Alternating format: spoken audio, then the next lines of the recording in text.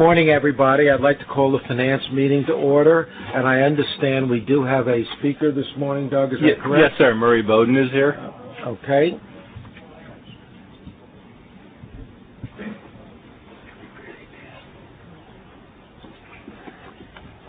Meeting agenda, MTA Finance Committee, Monday, September 26, 2011, 12:30 p.m., 347 Madison Avenue, 5th floor, Boardroom, New York, New York. Agenda items.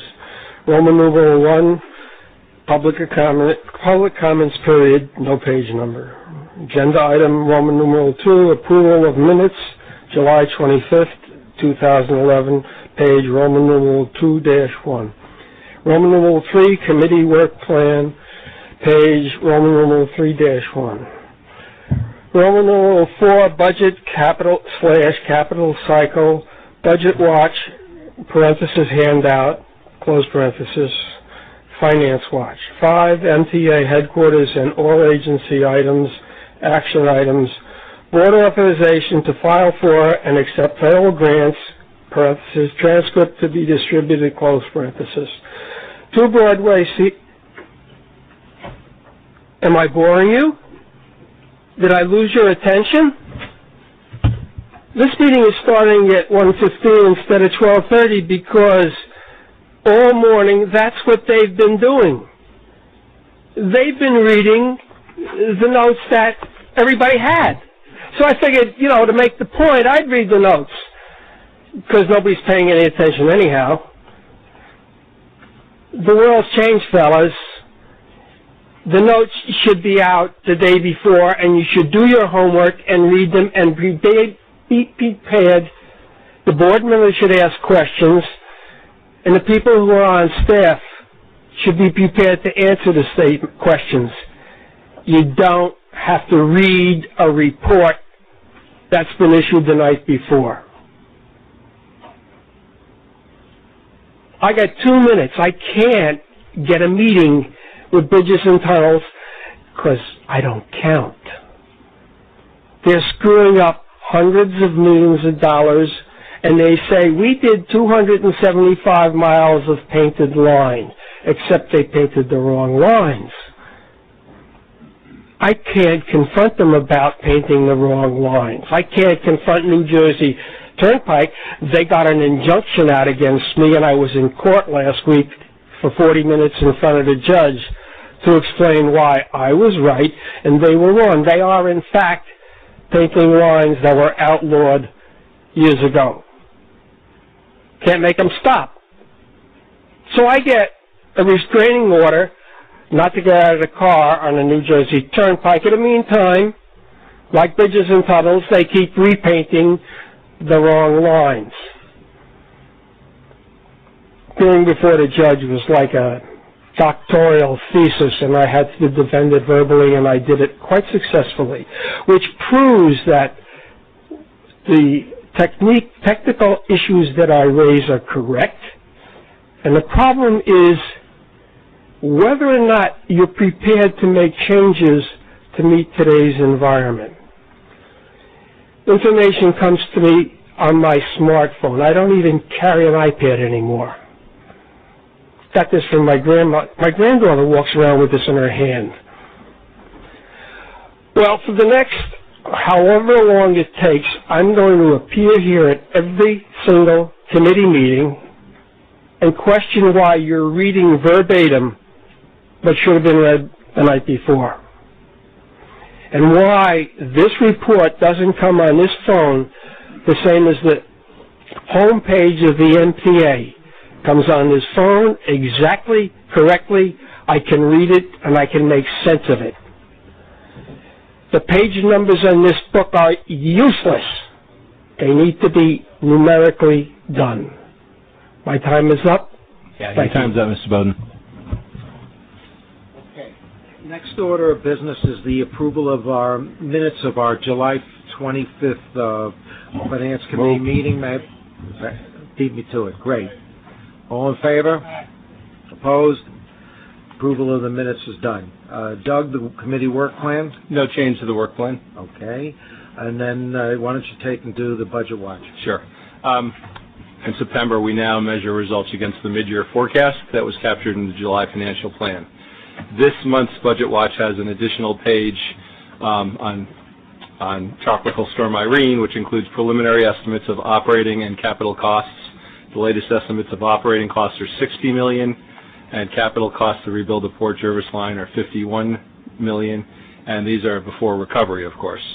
The MTA is pursuing reimbursement from both FEMA and its own insurance coverage. FEMA has designated all of the MTA counties to be eligible for assistance. Assistance will cover debris removal, emergency protective measures, mitigation, and permanent repair work. The capture and accurate accounting for pre- and post-loss is critical to claim recovery. Therefore, we are utilizing forensic accountants with FEMA experience as well to assist in this effort. Budget Watch is reporting preliminary August results through August. Now, they capture a lot of the revenue losses that were attributable to the storm, but probably not too much of the expenses. Some of those are still occurring, or they were occurred in August, but they won't be reported until September. So we won't get a full accounting of those costs, until the upcoming months. Like I said, the first page does have an estimate of what we think those impacts will be. Yes, sir. What percentage of the cost is FEMA expected to cover? That's to be determined. Yeah. So first, our first line of recovery is probably insurance, and then FEMA will look at other things, including the deductible that we have. We have a $25 million property insurance deductible. So that's something we're working very hard on. We've heard reference to the insurance over the course of the day. Can you just say what the policy is? I don't mean what company wrote it, but what is the nature of the policy? Yeah. Lorraine? Our Director of Risk Management, Lorraine Coyne, is here. Because I thought we self-insured for most of the stuff we have. Well, that's right. Let Lorraine. We have an all-risk policy, all-risk property policy, which covers real and personal property of the MTA. It covers business interruption and loss of expense. And it's subject to a $25 million per occurrence deductible, and we'll be submitting an all-agency claim. What isn't covered by the policy, but what would be covered by FEMA, we'll put the losses together to make one presentation and to maximize the recovery under both. Thank you. Okay. It's $1 billion policy, $1.075 billion. Okay. Well, with that caveat, the results obviously are going to be impacted by those impacts from Tropical Storm Irene. Passenger revenue was $22 million unfavorable for the month of August and $27 million year-to-date, and that was almost all due to Irene. Toll revenue was $8 million unfavorable for the month due to Irene. They had been running favorable in the month of July, so now year-to-date we're $4 million unfavorable. Operating expenses were $15 million favorable for the month, and year-to-date they're $99 million favorable.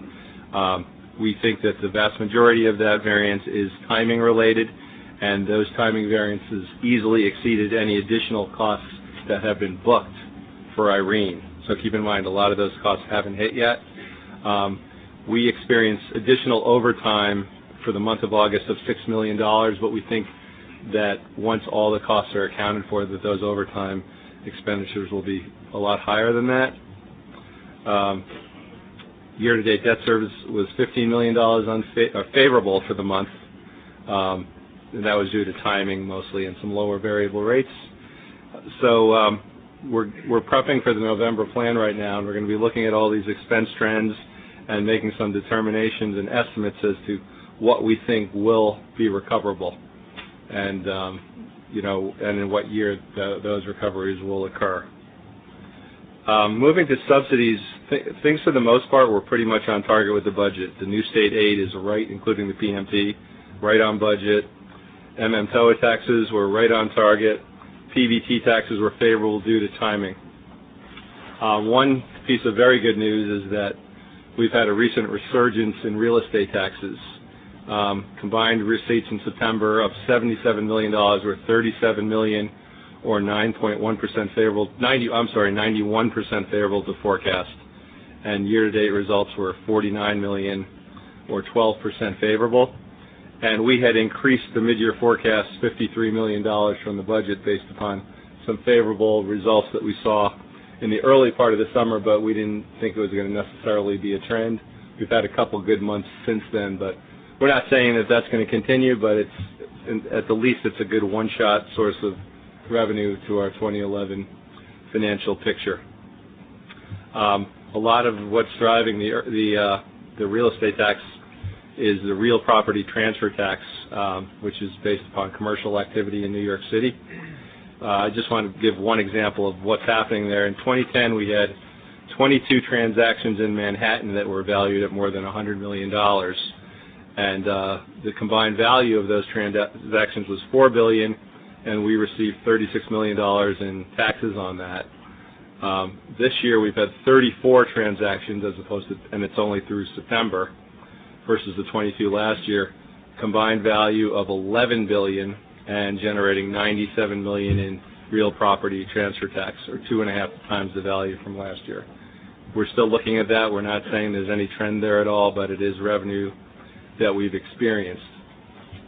If you were to look at all our results through September, we're very favorable, approximately $140 million favorable, primarily because of the lower expenses, which we, again, is probably mostly timing. We're doing the analysis on that right now, and real estate of $49 million. So those are easily exceeding any losses so far that we've taken on, to recover from Tropical Storm Irene, and the November plan will weigh all that, come up with some new forecasts. And that's all I have for Budget Watch. Any questions? Yep. Good morning. Turn our attention to Finance Watch. It begins on Roman numeral 4-1 of your committee book. We have a fair amount of activity to report on, so I'll try to get through this as quickly as possible, and I'd be happy to take questions as we go through. The first issue addresses a transaction where we had existing bonds outstanding in variable rate mode, supported by letters of credit from two banks that exited the business, BNP Paribas and Lloyds TSB Bank. We restructured these bonds as follows, and it's all described here, but we moved $50 million over to an expiring letter of credit from KBC Bank that was increased from $50 million to $100 million, and that's the 2008 B4 bonds. The remainder of the bonds were issued as floating rate tender notes. This was our first time issuing this new product in the variable rate market, and as you can see here, the notes were set to mature in 2012, 2013, and 2014. At spreads to SIFMA of 40 basis points, 55 basis points, and 68 basis points respectively. When those maturities occur in 2012, 2013, and 2014, it is our expectation that we would remarket the bonds at that time to a similar mode. This is a product that allows us to benefit from the variable rate market without having to have a bank involved, without having to issue auction rate bonds. It's a new product in the market that we found significant investor interest in. This transaction was led by Goldman Sachs as senior book running manager, and of course Lamont Financial as our FA, and Nixon Peabody was bond counsel. So we're pleased with how that transaction worked out. Turning the page, we have... Pat, excuse me. Sure. You just said you were... good afternoon. Hi. And thanks for all your hard work as you explain all these. But you just said you're pleased with how it worked out. What did you base that conclusion on? Was there a comparison of similar deals in the marketplace? Sure. Well, it's a good question. I think the best example I can give is that we did go out with a solicitation on the transportation revenue credit, and we had this is our single A credit, so the DTF credit being a slightly higher rated credit. We saw some interest from banks on bonds that we wanted to issue there, and I'm going to talk about that in a minute, the 2011 B bonds. So we were evaluating what we thought we could get in the market on the floating rate note product as compared to a bank-supported product, and we felt we came out much better. When I say much better, it was approximately 5 to 8 basis points better than had we engaged with the bank on those bonds. Again, you know, we had to go with the solicitations that were in front of us and looked at that data. Okay.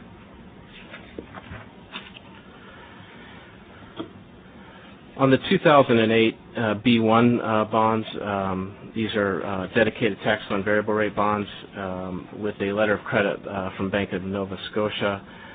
We did an extension on those bonds to August 15th, 2013.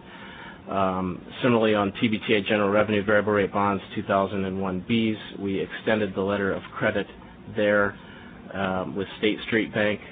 And then lastly, the Transportation Revenue Variable Rate Bonds 2001 Gs, we negotiated an extension of the letter of credit with Bank of Nova Scotia, and we'll renew that. We're just finalizing that transaction this week. We did issue $99.5 million of transportation variable rate bonds under the 2011 B. This was part of the board action from earlier in the summer where we authorized $500 million. We issued $400 million of fixed rate bonds, and then the remaining $100 million we brought to market with a letter of credit from Bank of America Merrill Lynch. And the initial rate set on those weekly variable rate demand bonds was 16 basis points, and Bank of America Merrill Lynch will be the remarketing agent there. And on the top of 4-3, you see here the bond summary statistics of what we issued. Again, the all-in TIC was calculated based on our budgeted rate of 4%. Obviously, we think over the life of these bonds, we will realize significantly better results than what we see there. Average life was 28 years. So, okay. Moving on, we did an escrow restructuring of MTA Bridges and Tunnels General Revenue Refunding Bonds 2002 Bs. This escrow was established at the time of the debt restructuring in 2002, where we retained call rights on some of those escrowed bonds. We were able to call those bonds and restructure the underlying escrow, resulting in savings of $2.8 million. Wells Fargo acted as structuring agent there, and Hawkins Delafield was bond counsel. We have two transactions well, actually three more transactions to report on. These are upcoming. We will be in the market next week with slightly over $600 million in MTA Bridges and Tunnels revenue bonds. These are economic refunding bonds that were issued originally in 2001 and 2002. This is a rotation assignment to Morgan Stanley, a senior manager, and Rice Financial Products Company, WMBE manager. In our co-manager bracket will serve as a co-senior manager on that. We are expecting savings on that transaction of over 10% on a present value basis, which is approximately $70 million. So on a going forward basis, this will lower our debt service costs on Triborough by approximately $6 million a year, depending on what our final results are in the market next week. So we're pleased to be able to bring that to market. There are two transactions that we're coming to the committee with and for the full board approval this month, and they're described on 4-4. The first is the 2 Broadway certificates of participation refunding, and the staff summary on that is 5-5. The 2 Broadway COPs were initially issued in 1998, 1999 to fund improvements to the property that we lease at 2 Broadway. They were refunded in 2004 into a synthetic variable rate mode using auction rate securities. There's 350 million auction rate securities outstanding and a small number, approximately 15 million of fixed rate bonds outstanding. The auction rate securities are the real problem here because they're tied to the insurer, which is AMBAC. Because AMBAC's bankruptcy filing and their lack of ratings, those bonds are resetting at 275% of 1 month LIBOR, which means that in the current market it's not so bad. We're paying about 60 basis points or 0.6% on them. However, as we would anticipate LIBOR to go up in the future, that cost would increase greatly. It represents high leverage LIBOR risk in the portfolio. So we've received a number of ideas from our manager group that have been we've vetted thoroughly with our financial advisor and with counsel, and we've come to the conclusion that this particular transaction is a very good low-cost way to deal with these auction rate bonds, and it involves a current refunding of transportation revenue bonds coming due for payment on November 15th. When those bonds are refunded, the debt service monies that are set aside to pay that November 15th payment will be used to pay off the COPs, for which we intend to issue a tender offer to buy them back at a price that is yet to be determined. The swaps that are on those auction rate bonds would then be reassigned to other unhedged variable rate bonds in the transportation revenue credit, because the swaps themselves are tied to the ratings and to that credit. It's a fairly complex transaction, but we believe the result will be a good low-cost way to deal with this, as I said, high leverage LIBOR risk in the portfolio. May I, Mr. Chairman? I want to follow. So I thought I saw in the materials when I read them that the tender offer will not exceed 100%. That's correct. Okay. So it would be that would be the maximum that we would pay would be maximum par. Price, right? That's right. Par on the bond. Well, I think this sounds like a very creative type of structure. It's one I'm sure you worked hard on, and it's the type of thing that I'll be looking towards a new kid on the committee to try and see if you do these types of things. And thank you for your work on this. It sounds like it's very creative and the type of thing we should be doing to lower our debt service costs, which is, obviously a crucial goal. But after you do this, will we have additional other auction rate securities still, or have we taken care of that problem? We have one remaining tranche of auction rate securities outstanding on the transportation revenue credit. There's 200 million of TRBs, the O2Bs, I believe they are, and they're resetting currently at 200% of 1 month LIBOR. So again, even slightly lower than these bonds. We're watching those. Obviously, with the rate environment being what it is, there's not a rush to get out of those. I think with this transaction, it's a little different. The way the idea, which is a very unique idea that one of our senior managers put forth, involves, as I said, the current refunding of existing transportation revenue bonds, and this November payment is the big semi-annual payment for which we can take that debt service money that's been freed up to pay off the COPs. Right. The reason we have to do this way is that the 2 Broadway project is not part of the CPRB approved capital program. This was done at a time when the MTA needed office space quite urgently in the late 90s, as I said, and was advanced under a financing schedule using certificates of participation, and so the existing bond credits couldn't be used for that project. Thank you. Okay. Can I, what will this transaction cost?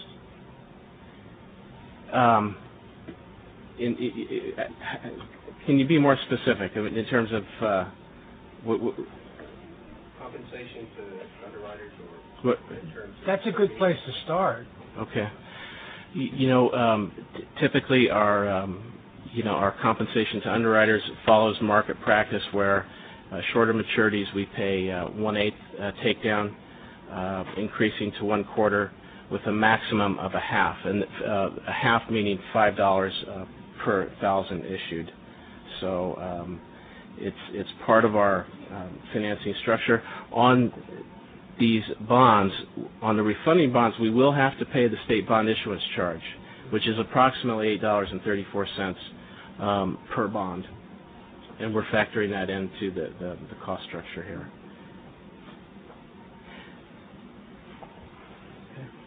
Any other questions? Okay, so this needs a vote. Do we need to vote? Or, Second, please. Please, second. All in favor? Opposed? okay. The second item that needs a vote is occurs on 5-26 of the book. This is authorization to issue transportation revenue bonds 2011D. We're seeking approval to issue up to $500 million of bonds to finance transit and commuter projects. These are existing approved capital projects, so nothing that has not already been approved by this board and also by the state, the Capital Program Review Board. And we would expect to get this transaction in the market sometime in November at this point, given the other transactions we have in front of us. Oh, Pat, can I ask you? Sure. What exact type of project, what will be the useful life of the specific projects that the proceeds will be used for? That's a good question. Again, for any projects that are active and ongoing for which we're getting invoices from our contractors now, these bonds would pay for. And we're in the process of looking at our forward cash flows to see what's going to be coming in, particularly, and we're paying particular attention to East Side Access and 2nd Avenue Subway, where we've got very long, useful life assets being financed, the tunneling and so forth. And as we did in the 2011A bonds, we would work with the state controller, who does approve the terms and conditions here, to try to issue some of this transaction in a longer bond, maybe a 35-year bond, as we did on that one, to recognize that we're really going out and doing projects that will be around for a very long time. So we're anticipating fixed-rate bonds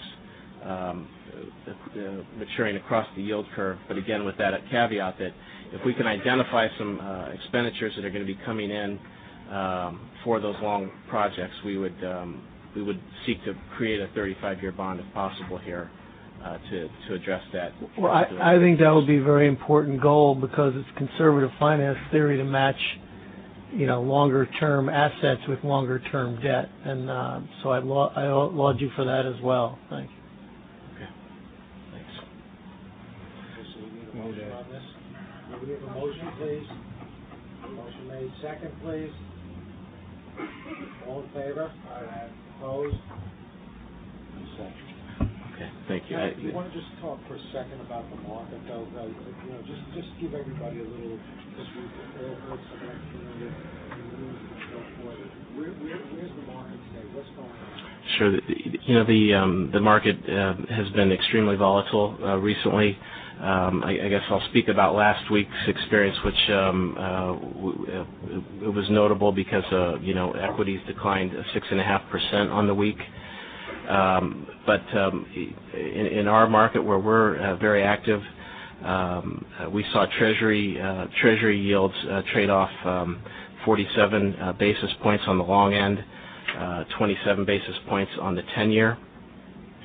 The municipal market didn't trade off quite as much as the Treasury market. Just taking a look this morning before I came down, the 10-year U.S. Treasury is at 1.88%, and the 30-year Treasury is at 2.97%. I guess what we can say is that this reflects a flight to quality on the part of the investor in the market, and desire to come into Treasuries.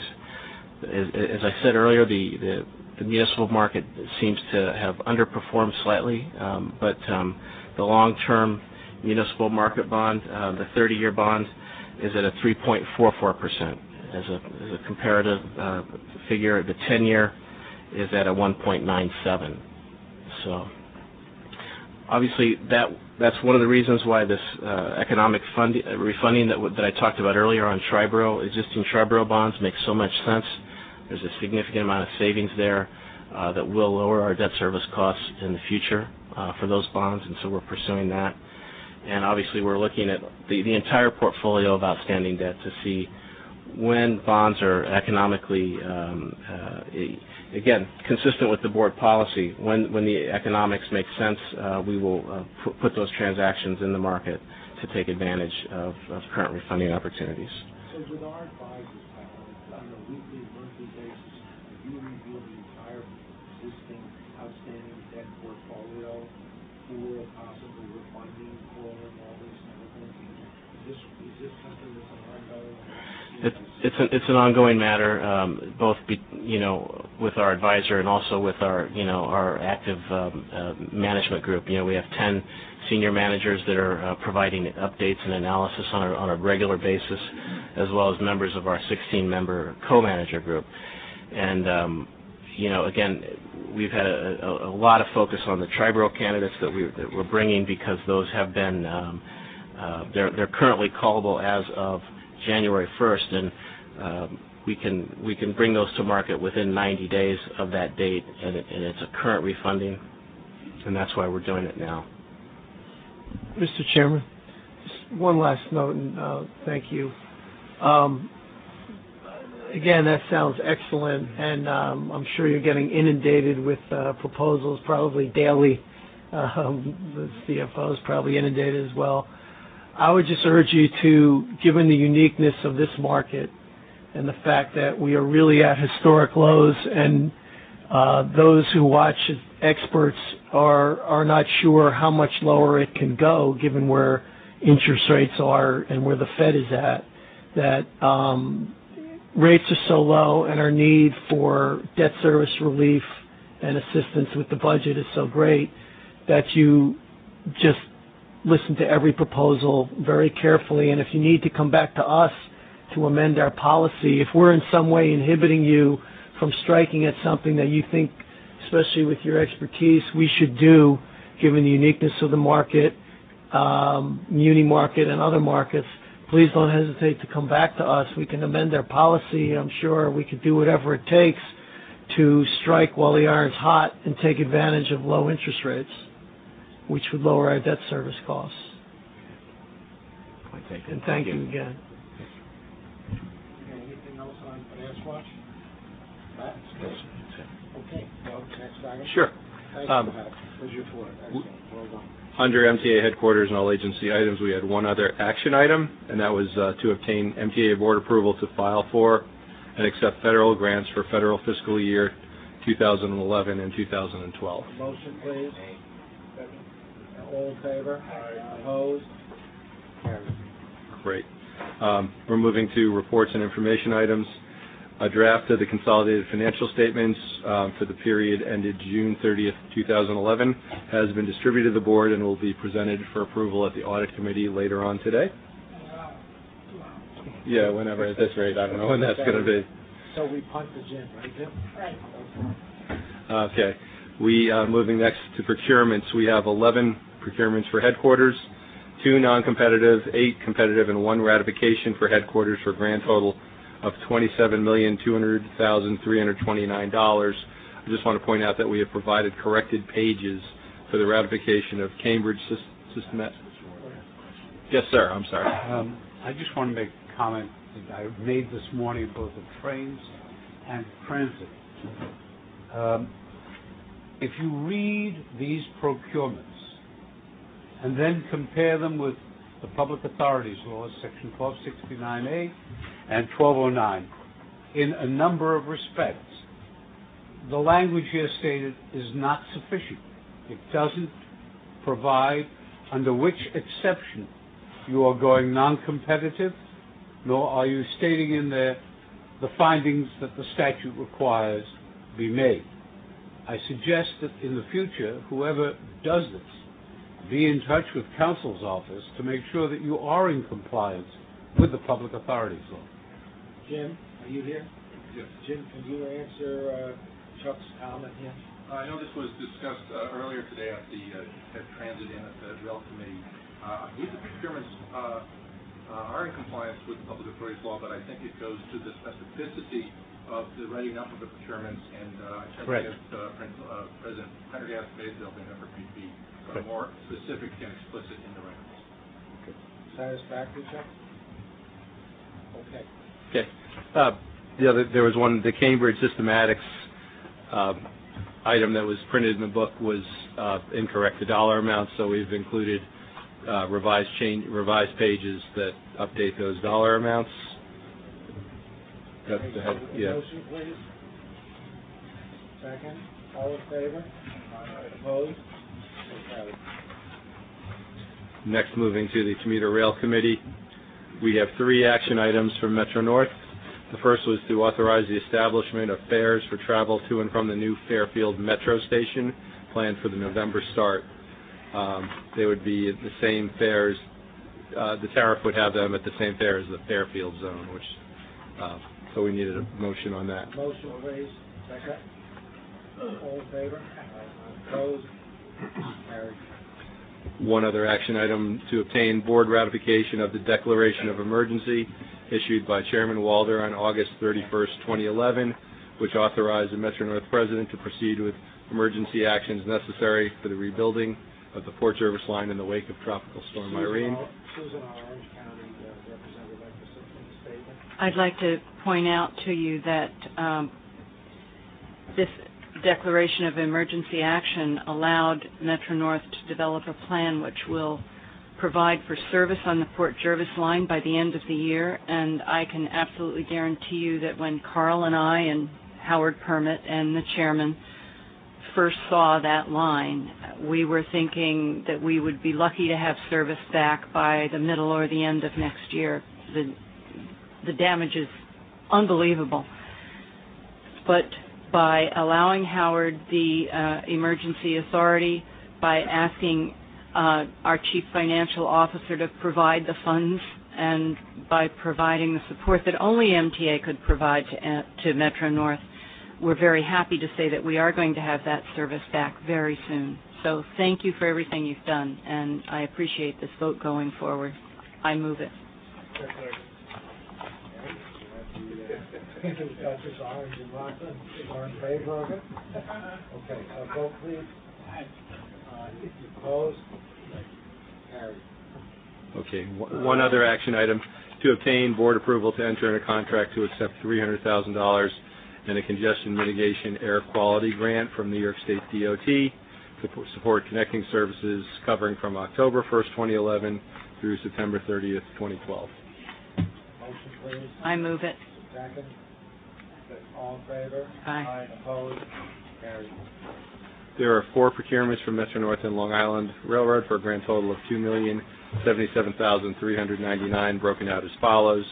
Metro North, 1 non-competitive for sole source services of $450,000.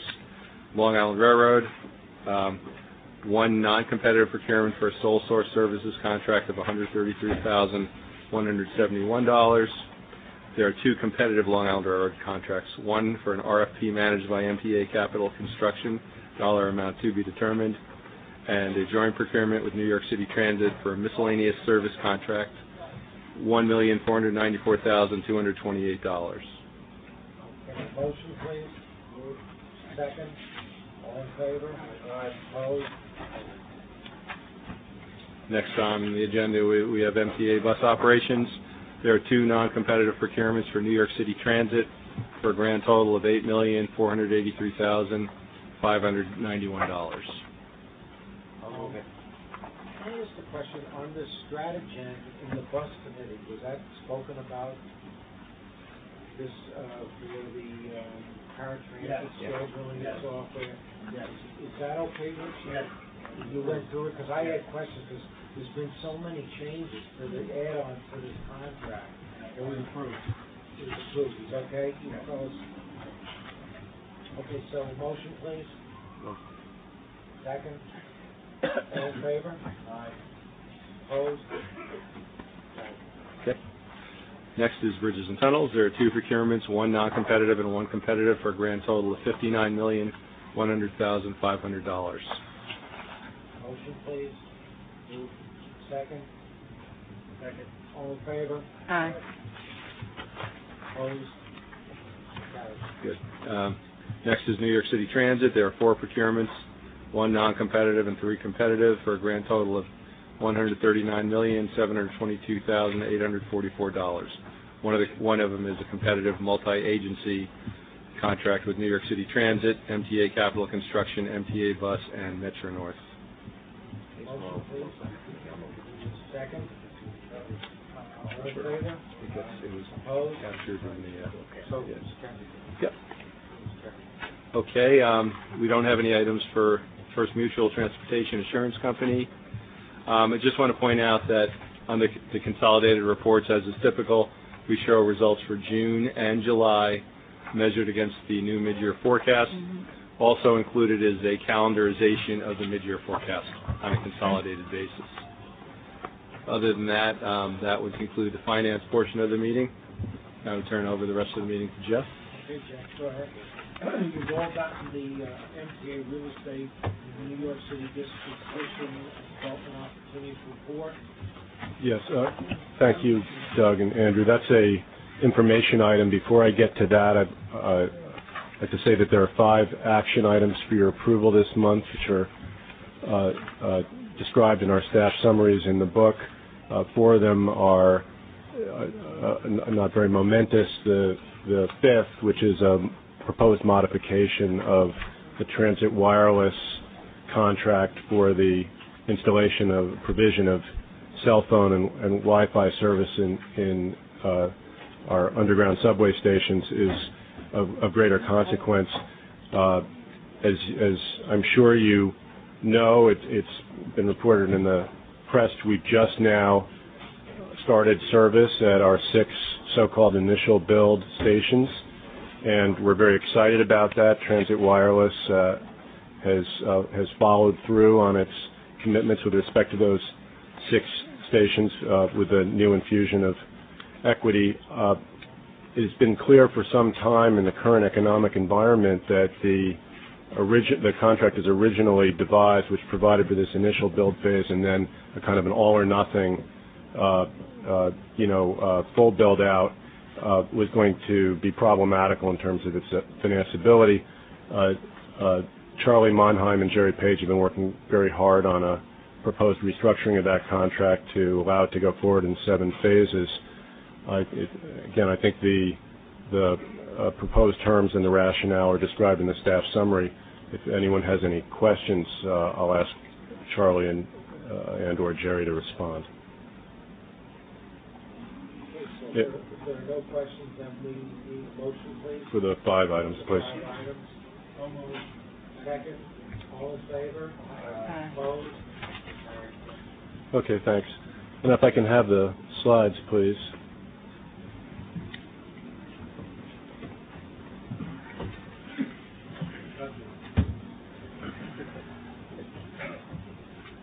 Thanks.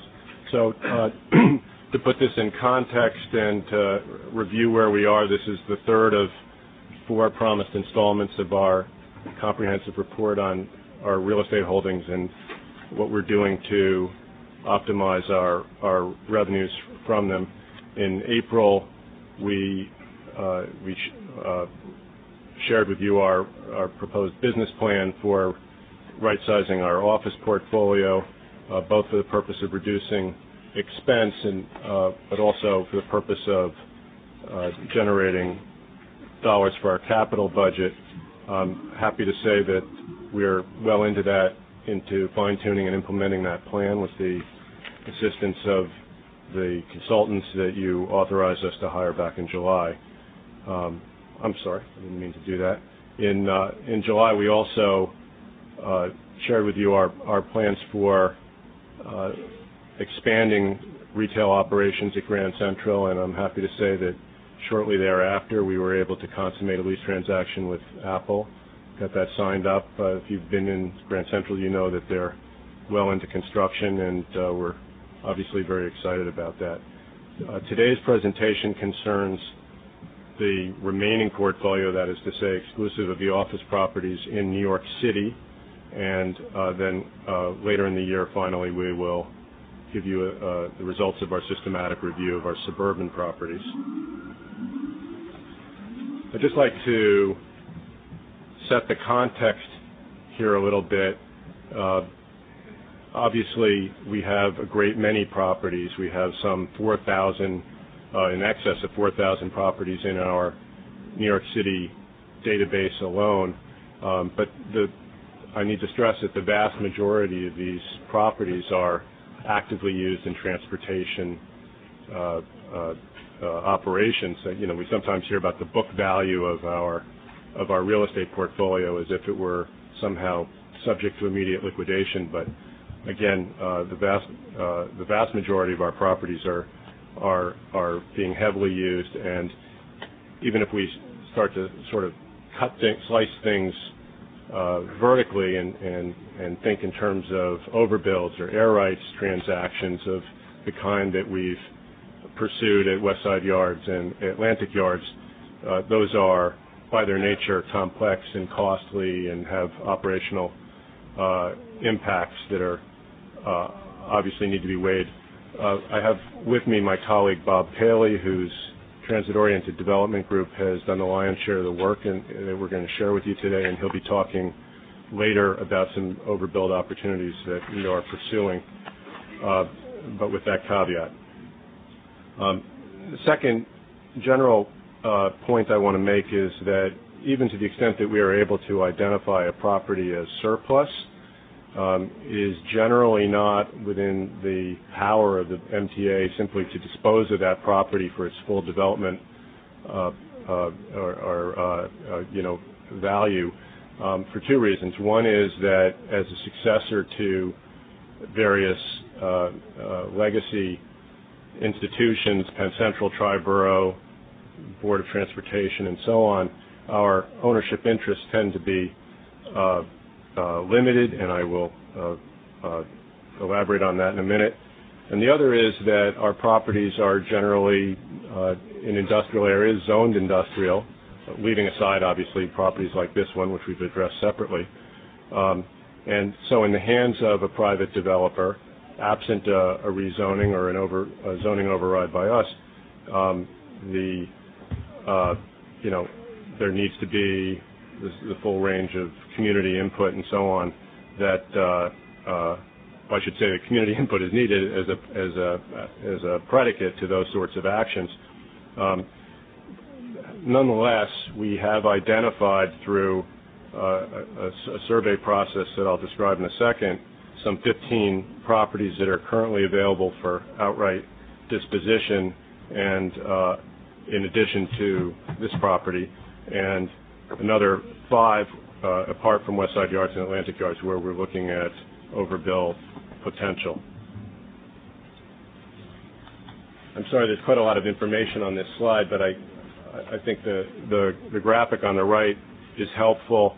This is on the right here. You see in a pie chart the percentage of our properties that are associated with various agencies, and the first thing to note is that with very few exceptions, all of the properties that are used in the New York City Transit operation are leased from the City of New York under a master lease, the terms of which it's an annual payment of $1, but the basic idea is that if we don't need it for transit purposes, then we're to turn it back to the city. We've been working with the city to address that conundrum because we feel very strongly that it's important for us to capture that value if we're going to be surrendering properties. Long Island Railroad, our properties tend to be owned in fee, but they are generally encumbered, and we'll be talking about some Long Island City properties later on. It provides an example. Sometimes we only own up to 23 feet above the tracks.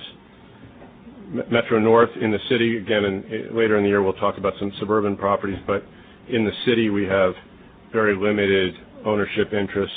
The Grand Central air rights specifically were reserved to the successor to the Penn Central, and the Park Avenue right-of-way is simply held under an operational franchise. There's no development rights associated with that right-of-way. And finally, bridges and tunnels. Those properties are owned in fee, but they're subject to a statutory reverter if they're not needed any longer. So let me describe the process that we went through. As I say, there are some 4,700 entries in our database in New York City. We first set about figuring out which of those properties we should be looking at. We excluded systematically, roads, billboards, bridges, bus turnarounds. You can read the list. Most New York City Transit right-of-way, sidetracks, and so on, as those are directly used in operations. We concentrated on some 700 to 800 properties that were potentially candidates for disposition or development. Narrowed that list down to the 20 properties that I'm going to be focusing on today. I should say that this was an exercise that we conducted not only with the assistance of the railroads and New York City Transit, but a team that was assembled through the offices of the Deputy Mayor Steele, which involved representatives of DCAS, New York City Law, EDC, and City Planning, and we're very grateful for all the hard work that they've contributed to this exercise. A little faster? Okay. Yes. Well, right. Ongoing in two respects.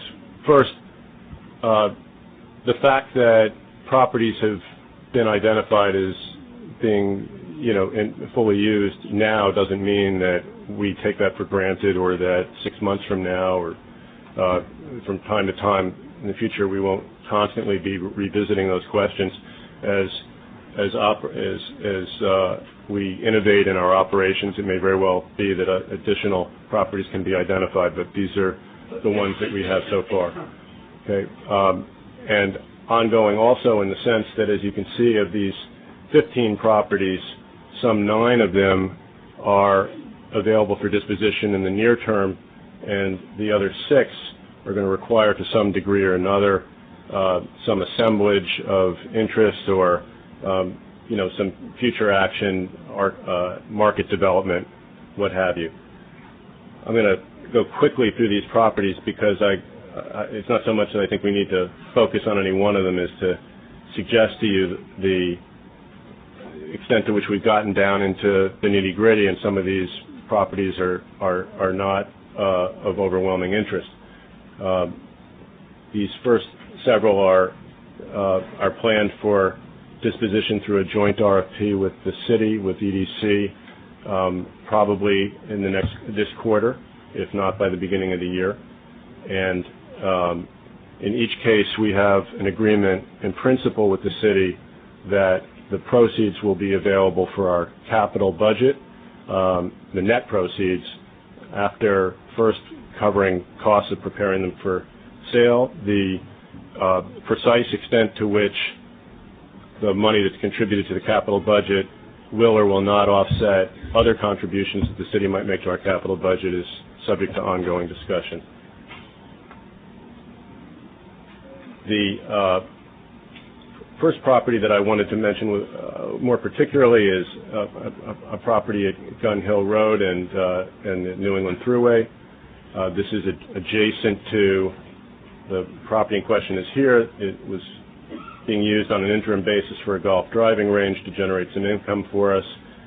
It was acquired in connection with this larger parcel, which includes the Gun Hill bus depot, and we have determined that long-standing plans to build additional bus facilities there need not be pursued. I think this property appraised for some $26 million. To put it in perspective, it's a candidate for big box development, although that will require a special permit, and presumptively any sale would be contingent upon that special permit being issued by city planning. The other property that I wanted to talk about that we considered to be available for immediate disposition, which has some hair on it, as you know, is 370J. This is the former New York City Transit headquarters. I reported previously that we were rethinking our previous plan concerning this building. It had been planned until fairly recently that we would invest some $180 million from the capital budget to renovate this building for our own use, thereby allowing us to terminate some space leases that are to expire in the middle of this decade. But under current circumstances, we have trouble making the numbers work on that, justifying it, and we've concluded with the city that we should make this building available for sale. The building is not full, but that's not to say it isn't being used. It has, as I think I mentioned here previously, some important telecom equipment in it, both for New York City Police and for our rail operations. That equipment needs to be moved in connection. That had been the idea at one time, Andrew, but it's been determined that it would be more effective, more efficient, and less costly to move it downstairs into the environment of the subway station underneath the building. This is for that reason. This is not a candidate for a tear down. This is a site for a renovation. I'm happy to say that we have been getting quite a lot of interest in just the last couple of months from developers, not having had that before, and at least one possible end user of interest. Again, our first priority for any proceeds from the disposition of this property is to pay for the cost of relocating that telecom equipment. We're talking about tens of millions of dollars and potentially a couple of years to relocate that equipment, and we are probably talking about tens of millions of dollars in sales proceeds. So this is not, sorry, Andrew. No, please.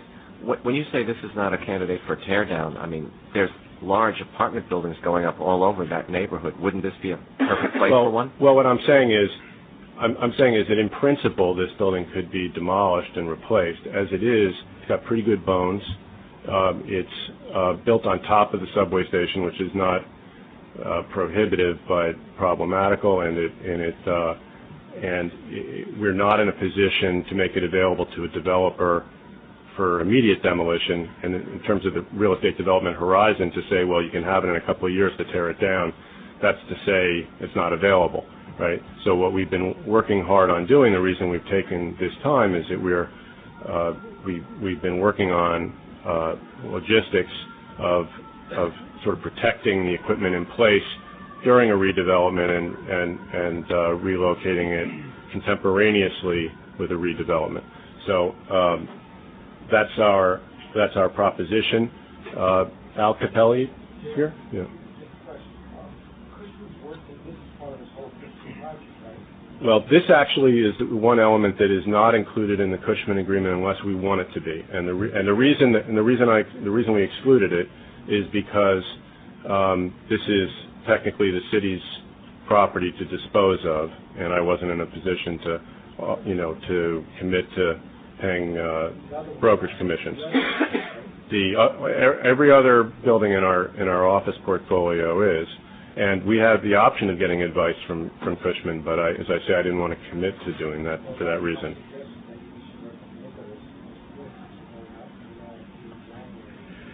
Well, let me get to the next part, because I was just going to say that Al had asked me to sort of justify this approach in terms of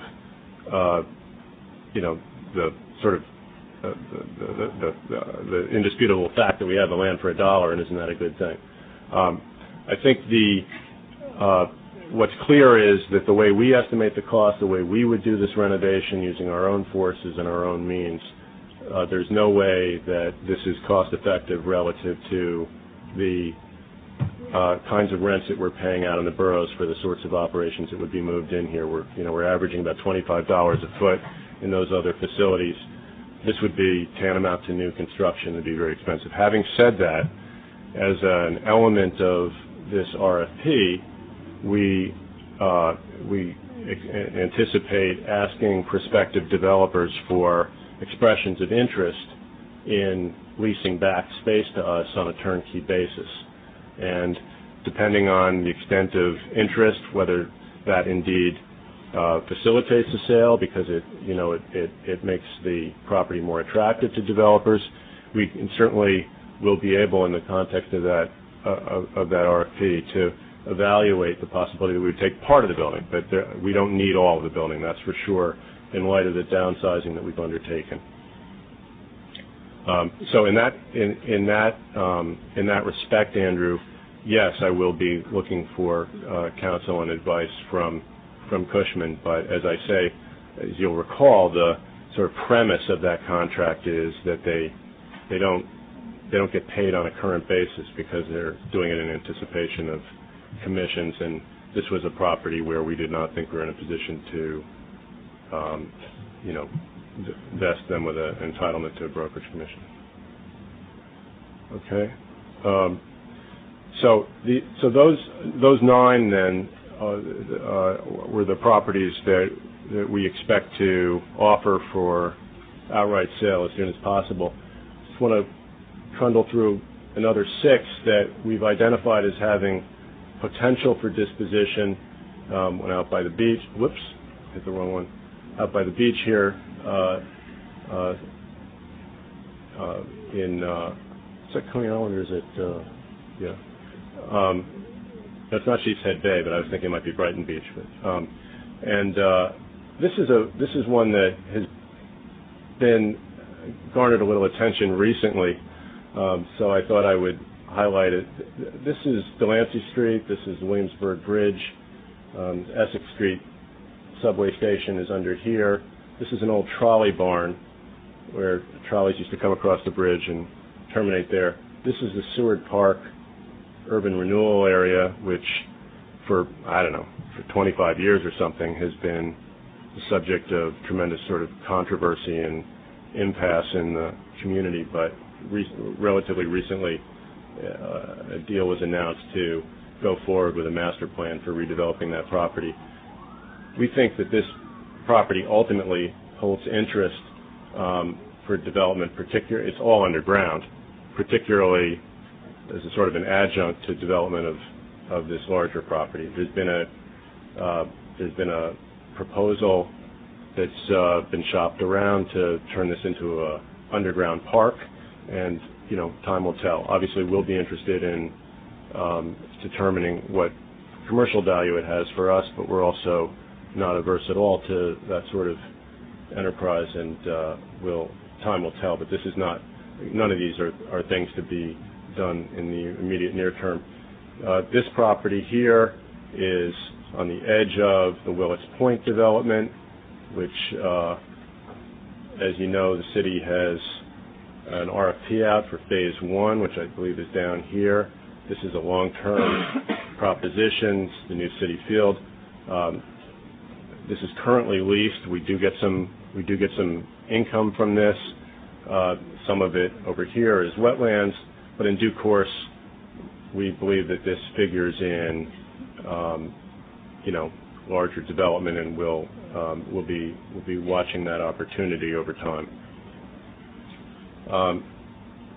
These are 3 sites that were acquired in connection with the 2nd Avenue subway. As you may know, pretty extensive efforts were made in planning for the 2nd Avenue subway to do larger assemblages and facilitate the development of sort of integrated mixed-use buildings to include vent plants rather than having them standing alone. Sorry, Chuck? Go ahead. I just wanted to... Sorry. Before you finish. For a variety of reasons, that didn't happen, and including some restrictions that were placed on the MTA by the FTA. But having said that, we are the proud owners of these buildings, and consequently, we are amenable to development rights transfers. As you may know, the way that gets accomplished is through a so-called zoning lot merger with other buildings on your block. Takes at least 2 to tango, sometimes more. And the reason we don't have these on the list for immediate disposition is that it doesn't really make sense to try to auction them off. The point is you try to make arrangements with your neighbors. By the same token, the Fulton Street Transit Center went forward without plans for an overbuild that was determined not to be feasible, particularly in the time frame of that project when it finally got uncorked. But this building here, as I'm sure you know, the Corbin Building is on the National Register of Historic Places, and it is not a New York City landmark, but could be, presumably should be, after all the money we put into it in preserving it as a landmark. And that, under the zoning resolution, enables a transfer of air rights across the street or catty corner. The remaining sites on there aren't really very many good soft sites on the remainder of the block, but across the street to the southwest is the Century 21 block, which is a candidate for development eventually. And we have the so-called Day Street head house there, so we have a little bit of property there ourselves. Obviously, there's a kind of a queue for development downtown at the World Trade Center. Don't think this is the best time to be marketing these air rights, but we have this firmly in mind as something to do in the longer run. With that, I'd like to hand this over to Bob to talk a little bit about development opportunities I alluded to. Great. Thank you, Jeff. Before I get into the specific sites, I just want to remind everybody of the challenges that we face when we try and develop over an operating transit facility, a right-of-way, a bus depot, or a yard, because there's some significant physical, economic, and zoning challenges that every project faces. The first, of course, is that most tracks are laid out for operational purposes. They don't allow columns to be placed between them. Every deck over an operating yard requires ventilation. It requires utility relocations, signals. Yards are often at grade or above grade, which creates some challenges for adjacency. How do you connect into a neighboring neighborhood? Building on top of transit facilities like the Quill Bus Depot shown here has to be coordinated with the existing structural and operating conditions. And finally, building around transit operations necessarily restricts construction so that evening overtime imposes significant construction costs on the project. So all of these economic physical challenges translate into costs. And the estimate that was made for the West Side Yard project was about $1,000 per square foot to deck over it. At the time that the RFP was issued, the land value was essentially around $2,000 a square foot, which is based on the development rights, which trade on a buildable square foot basis, and the density that was going to be applied to the site. And just for background, the term 10 FAR, which is shown on the slide, means it's the zoning multiple. It's the floor area ratio. It's the multiple of the site area. So in this case, every square foot of land or deck area, you can build 10 square feet of development. So there was a land value of $2,000, which leaves $1,000 in benefit, in potential value to be garnered from the site. In contrast, sites in lower value areas, which is most of our other yards, even if you assume a lower decking cost, assume $500 a square foot, you're going to find that with land trading at, say, $40 a square foot with an FAR in a mid-density area, 3 FAR, you're going to have $120 a square foot in land value, which is a negative value of $380, which in this case, in this example, the project would not be feasible. Another challenge is that most of our sites are zoned for industrial use, which is their current use, and they don't reflect any potential redevelopment. Only a small fraction of our properties are zoned for residential or mixed-use development at a mid or higher density, in this case assuming 3 FAR. And even beyond that, even the sites that are zoned residential or mixed-use are not as of right, because New York City zoning requires that a development over a transit right-of-way requires a special permit to proceed. And putting as-of-right zoning in place prior to offering properties would create additional value because developers are willing to pay more for a fully zoned site.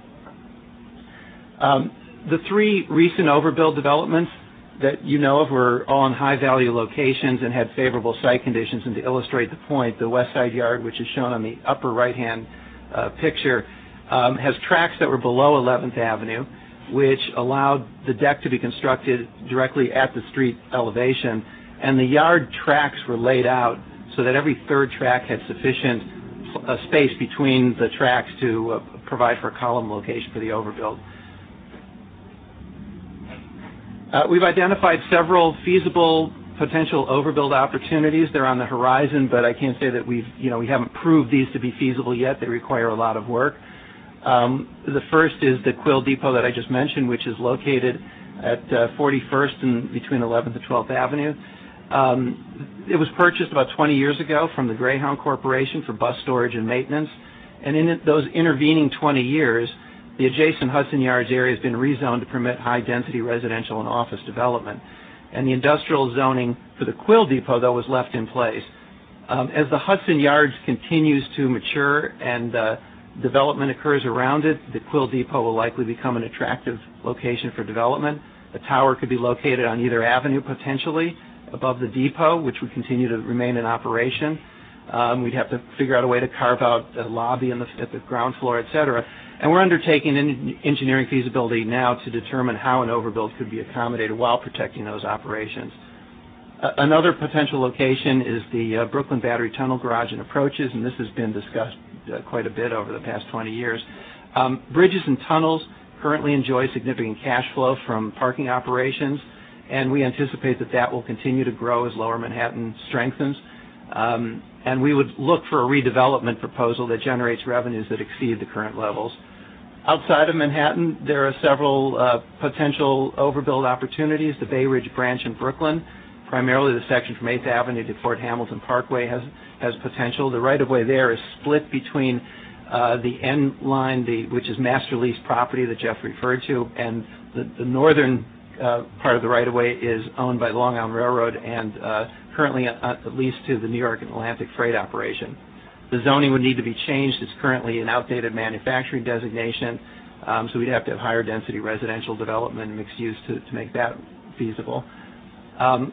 Kew Gardens at Lefferts Boulevard is a location that would likely support new mixed-use development, but not in the short term because this district was rezoned in 2005 to low density that doesn't permit redevelopment.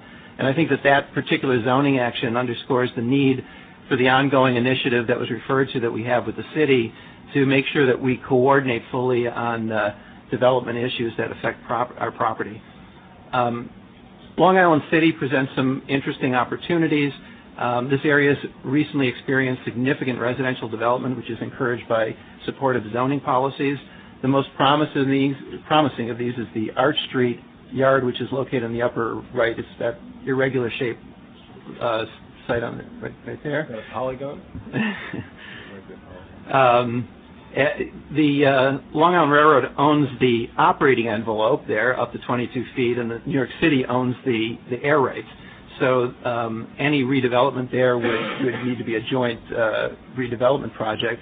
It could be facilitated by relocating the existing freight operations to a property which MTA owns on the waterfront there, which actually could provide better intermodal access, and that is being investigated now. Bob, let me just say that I believe we're going to talk at some length at the Railroad Committee next month about some of the detail of this and some of the appeal that it holds, not only in terms of generating revenue, but cost avoidance. And really to underscore that, I think these projects do, to the extent have a cost avoidance component. We would want to pursue that as well. And just to round out the Long Island City sites, there's a site directly across from the Arch Street Yard on Jackson Avenue, which contains tracks for the East Side Access project. That site would need to be decked over. It would probably benefit from an assemblage because of its unusual configuration and its limited street access. There are two sites that are adjacent to it. Although it's not contingent on Arch Street going ahead, it would probably make sense to consider those two sites together. And then the final site in the Long Island City area is the rectangular site to the left, which is on 49th Street. It's currently used for a construction laydown area for the East Side Access Project. When that project is completed, it could be disposed of. It has very limited facilities that would need to remain on the site. Pursuing these overbuild opportunities will clearly take time and money to determine their feasibility. Local markets will need to mature, and development programs will need to be explored with the city and with the affected communities. But as we address these challenges over the next several years, we would expect to begin to monetize these properties.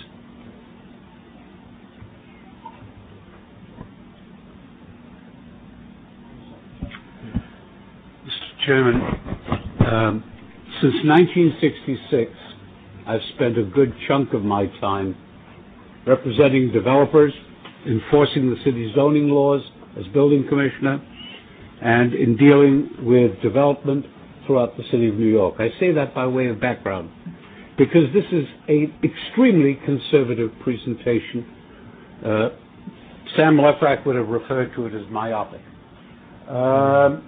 It is one that doesn't take into account the cooperation between the City of New York and the MTA can develop air rights in a whole bunch of areas and development rights.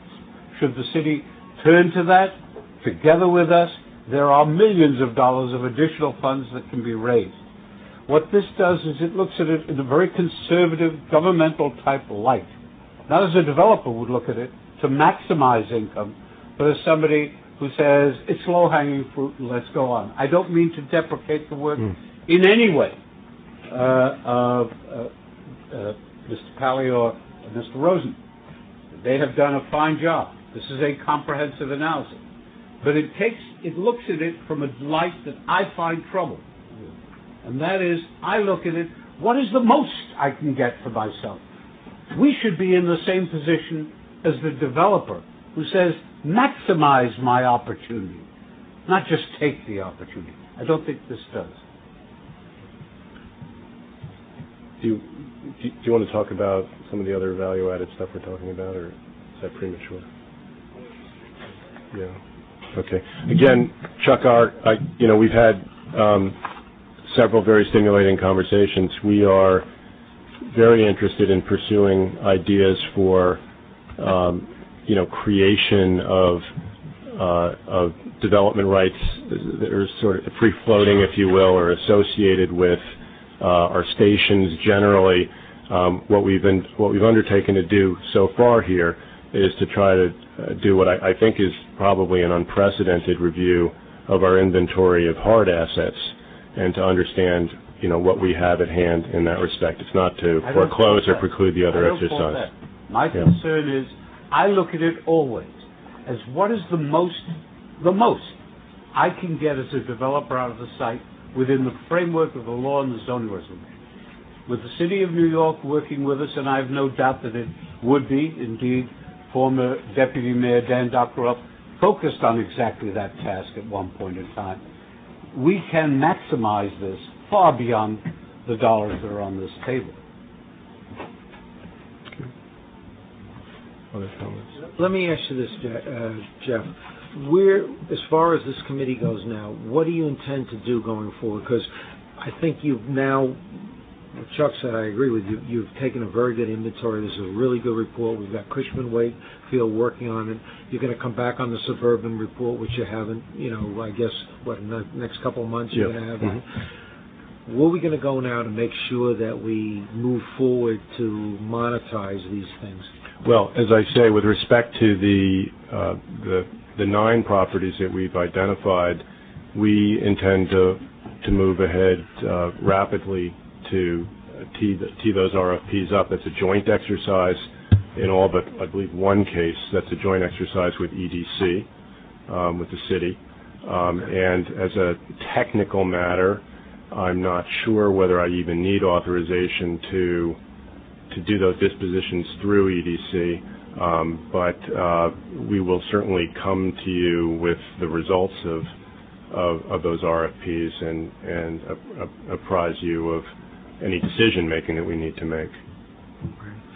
Now, you're going to report ongoing, monthly, quarterly. What are you going to do on all the stuff that we got going now? Because we've got a lot of things going on now. The committee wants to be involved in it. You can see that. We want to have the oversight, which we should have. How do you propose going forward? Well, I think, deal with this? as I mentioned to you before, with respect to the office right-sizing exercise, we're involved now in a comprehensive space programming process. Our objective is to have that completed by November. I'm not sure whether the results of that survey and space program will really have the makings of an interesting or valuable report to the committee, but I will certainly be glad to share the results of that thinking to the extent it's fully developed. I think what we're trying to do right now is largely implement the plan that we laid out in April, and I think we're well on track to doing that. But I think that, for example, what you just talked about, the space thing, I think the committee wants to be involved in this thing, if I'm hearing everybody. So I think you should come back in November, December, and report to us, do a presentation again, where you're going with that. So I think we need to be kept up to date constantly on what's going on. I'll be glad to. A lot of work's been done here. I think this is more than's been done here, obviously, in 30 years or whatever, and it's an excellent start. But I think what the committee's concerned about is that we move forward now and bring these things to fruition in the best way we can for the benefit of the MTA. Fair enough? Yep. Is that fair enough for everybody? If anybody would like to add anything, you're more than welcome to. Okay, Jeff. Excellent. Thank you. Excellent job. Thanks, fellas. Okay, I think that's it, right? Motion's adjourned. Second. All in favor? Meeting's adjourned. Thank you very much.